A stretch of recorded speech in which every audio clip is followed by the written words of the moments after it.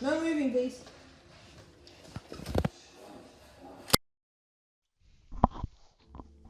Hey guys, welcome to this week's video. Once again, this is just going to be a full body session, except for the fact that this time I've added a few more unconventional exercises to help with my injury. Starting off here, we have a preacher curl, and I know a lot of the people that watch my videos, you guys also have this exact same preacher curl. And you might have realized that it has a very ascending resistance profile. And so to make the machine more lengthen bias to better bias my biceps, um, you just have to move your elbow up on the pad a little bit. So before on that set, if you guys realize, I have my elbows like more than halfway up the pad, where usually for like a more conventional preacher curl, uh, you might have it like your whole arm, your whole upper arm on the pad and such. But yeah, here's just the normal curl that I usually do. Not much to say here. So what did I actually change about my workouts? Well, uh, from last video, I injured my left hip, sort of that region, and I also still have a slightly sprained ankle. So yeah, in my lower portion, so the upper portion of this video is going to be relatively the same as everything I've done before. It's just in the lower half we'll see some more unconventional stuff. Moving on here, we have the reverse curl. Um, Yeah, no, this set was pretty funny. The plate fell off during the middle of the set, so uh, I don't really know what you guys want me to do about that one. I don't know what to count this as. Maybe this is like I don't know, maybe this is a drop set in the Big 26. Which brings me to another point, by the way. Um, if you guys watch my content at all, you know I do not do drop sets. Drop sets are absolutely unnecessary, right? Uh, when you reach task failure, when you can't get that another rep up, that is just task failure. Um, Anything beyond that will not do you any good at all. That's just more cardio and more fatigue for fun, I guess.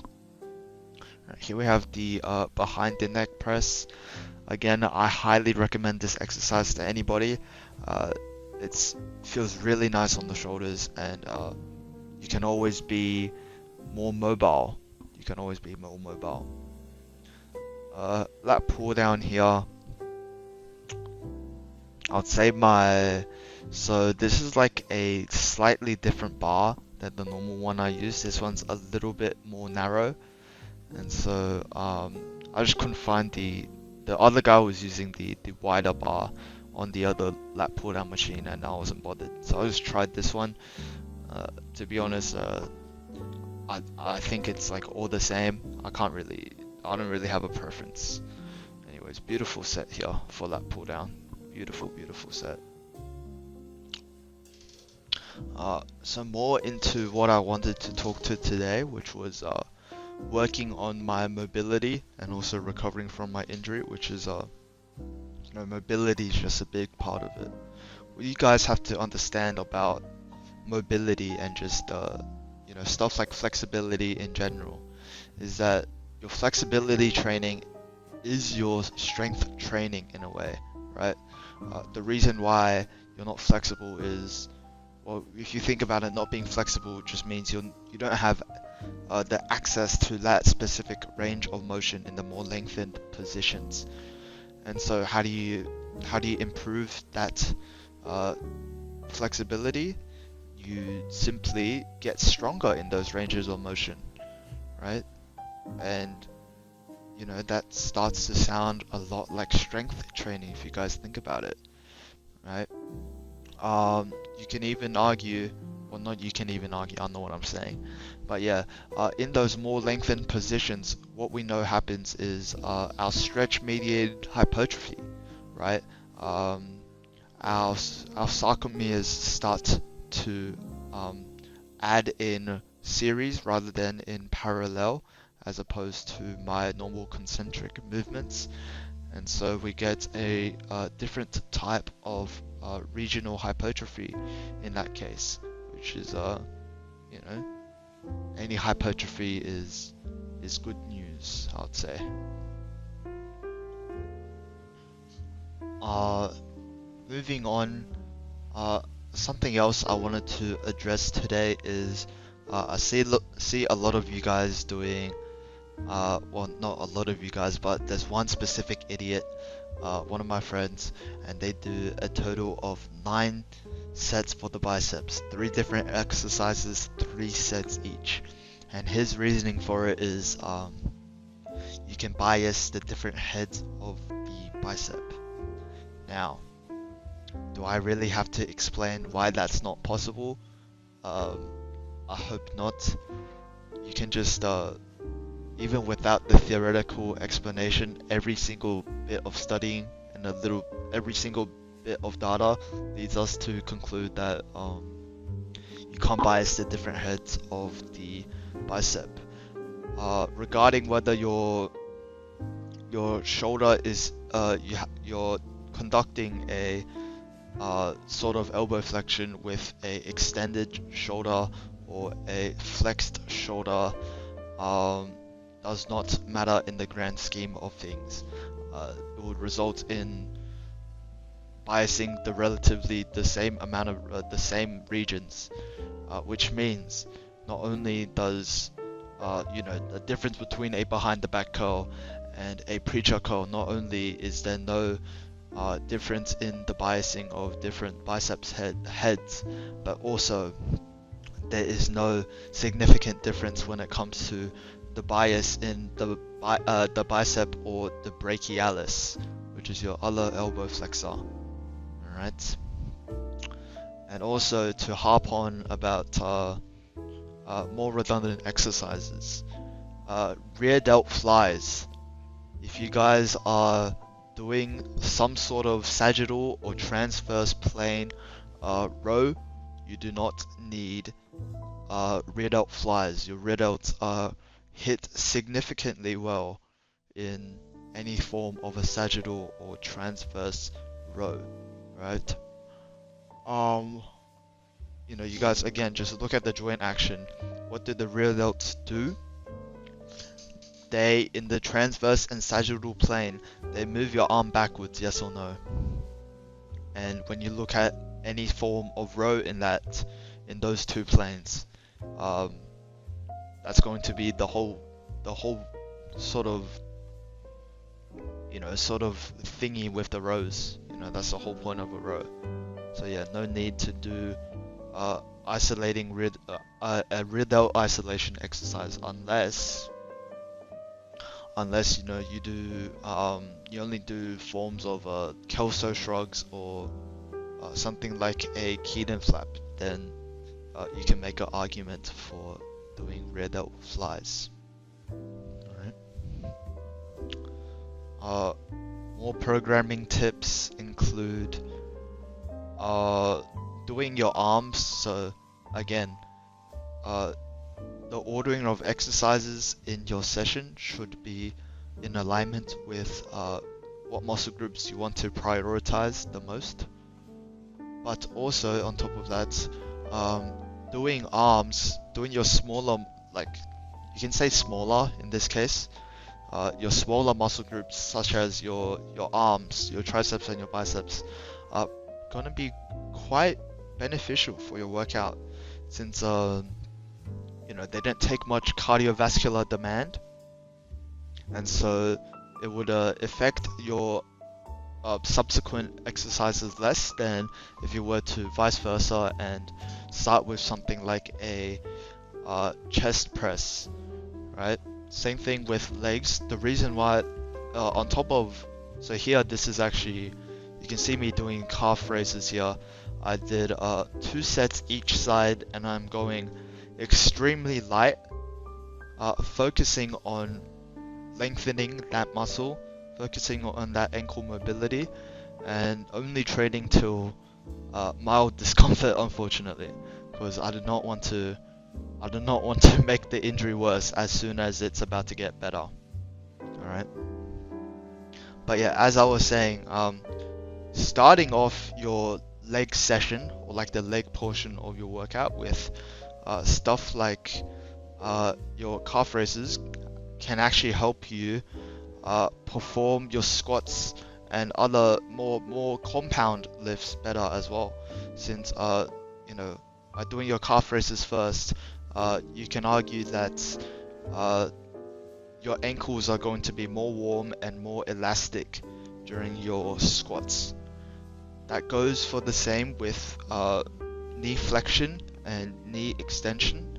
So also before your heavy compounds, doing your leg extensions and your leg curls might also be pretty beneficial. You can think of that as just like a, again, making your knees more elastic in this case, in preparation for a squat pattern. Yeah, just swinging around on the left side, since that's not the injured side, so I get a bit bored. Here again, to deal with my hip injury, what this is this is the largest range of motion you can go on these, and I have a 3-second pause in the lengthened position.